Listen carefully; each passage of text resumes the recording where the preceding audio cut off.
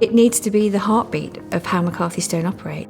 The people that we have working here, our colleagues, they are McCarthy Stone. And how we interact and how we behave as a team will define our product, will define the experience that we can give to our homeowners and our customers. It was nice to be included in such an interesting project. I know we'd had values going for some time, but it's always good to refresh the values.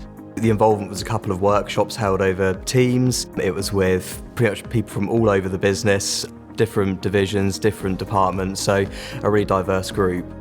I've been involved in the values project from the start, where we looked at our existing values. We then looked at other companies and their values and what we liked about those, what we thought we could bring to our new values at McCarthy Stone.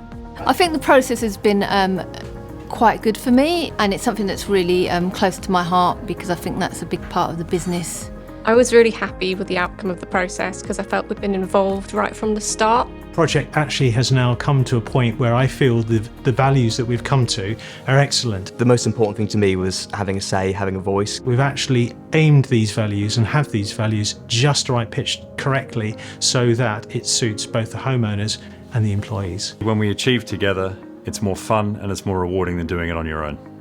It's the one I've had to learn most, actually. So if I look back in my career, when I first started out, I was quite competitive. And it wasn't just about me being good at what I did, but there was also an element of me being, say, better than somebody else in what I did. When I was working on an international leadership team, trying to work together, trying to understand each other, trying to be curious about each other, and then at times thinking, maybe I don't know all the answers and I should turn to others and my colleagues on the team for a different perspective. Courage is a really great word for one of our values. Great things can happen if people are courageous, if they feel absolutely able to speak up and take accountability for their responsibilities within the organisation, and that's when the magic happens. We have to say and do the same things. We can't say one thing and do something else.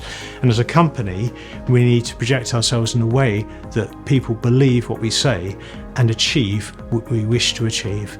We've just launched our new apprenticeship scheme. And when you think about bringing in 17 and 18-year-olds into your organisation, I actually think an organisation has to set the values and set the expectations for those people so that they know the rules they're playing inside, they know what's expected of them. And I think in your formative years of your career, actually having great role models, setting the right examples, sets you on a great path to the future. I don't feel that I can fail here, because if I do, someone's always going to help me to recognise what I did wrong and ensure that next time that I do it slightly different so that I don't make the same mistake again.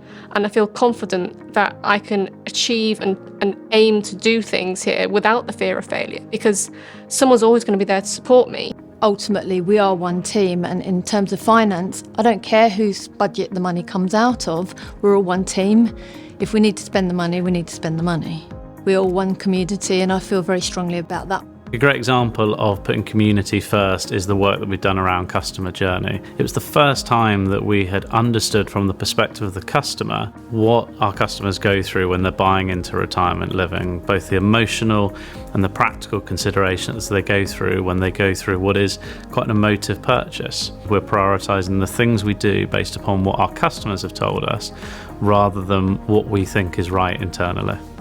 I think by keeping it simple, we set ourselves up for success by making our objectives clear, our responsibilities clear, and how we can achieve going forward. How can we make things simpler? How can we make our offerings easier for our customers to understand? And how can we make our lives easier, offering our customers what they want, essentially?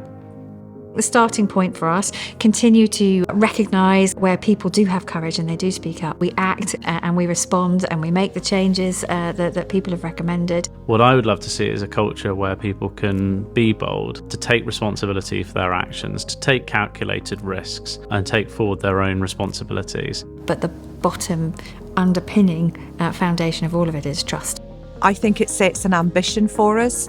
And it gives us almost a language which means that if things don't feel quite right, we can point to ways in which we can get them back on track, for example. So maybe it didn't feel we did that together, or maybe we didn't keep it as simple as we might have done.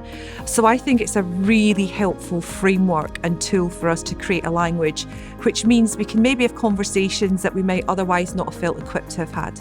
These are really great values that we've spent a lot of time working with colleagues, working with stakeholders to develop.